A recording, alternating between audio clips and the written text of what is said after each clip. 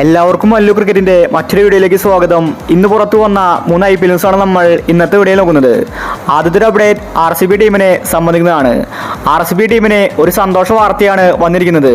സാധാരണ RCB ടീമിന്റെ captain Kohli ആകാറില്ല. Kohli captain സ്ഥാനം രാജിവെച്ചതിന് ശേഷം RCBയുടെ മുഴുനീള ക്യാപ്റ്റൻ ആയിട്ടില്ല. എന്നാൽ ഇപ്പോൾ IPL 2025-ൽ കോഹ്ലി RCBയുടെ ക്യാപ്റ്റനാകുമെന്ന റിപ്പോർട്ടാണ് വന്നിരിക്കുന്നത്. ക്യാപ്റ്റനാക്കാൻ സാധിക്കുന്ന ഒരു താരത്തെ RCB ഈ IPL ഓപ്ഷനിൽ വാങ്ങിച്ചിട്ടില്ല. കോഹ്ലി നേരത്തെ തന്നെ ക്യാപ്റ്റനാകാൻ സമ്മതിച്ചുവെന്നും അതുകൊണ്ടാണ് RCB ലേലത്തിൽ ക്യാപ്റ്റന് വേണ്ടി ഒരു താരത്തെ നോക്കാഞ്ഞത്.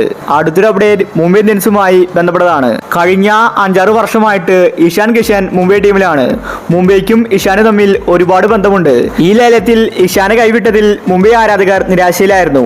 എന്നാൽ ഇപ്പോൾ മുംബൈ ആരാധകർക്ക് സന്തോഷ വാർത്തയാണ് വന്നിരിക്കുന്നത്.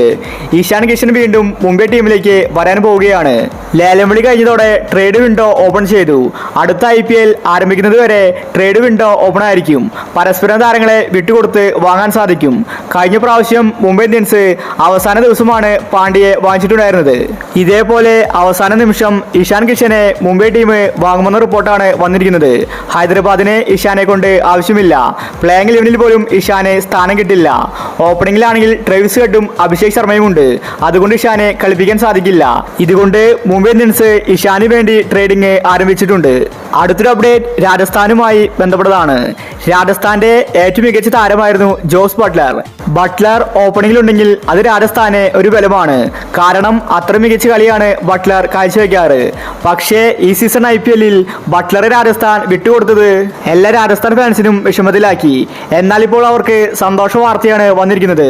ബട്ട്ലറെ ട്രേഡ് ചെയ്ത് രാജസ്ഥാൻ തിരിച്ചു കൊണ്ടുവരുമെന്ന റിപ്പോർട്ടാണ് വന്നിരിക്കുന്നത്.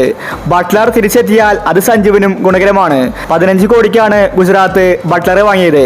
രാജസ്ഥാനിൽ നിന്ന് ഒരു സൂപ്പർ താരത്തെ വിട്ടുകൊടുത്താണ് ബട്ട്ലറെ രാജസ്ഥാൻ വാങ്ങുന്നത്. ഈ ട്രേഡിന്റെ ഡീല് ഏകദേശം നടന്നെന്ന റിപ്പോർട്ടാണ് പുറത്തു വരുന്നത്. അപ്പോൾ ഇതുപോലത്തെ IPL ന്യൂസിന് വേണ്ടി ഈ ചാനൽ മറക്കാതെ സബ്സ്ക്രൈബ് ചെയ്യൂ.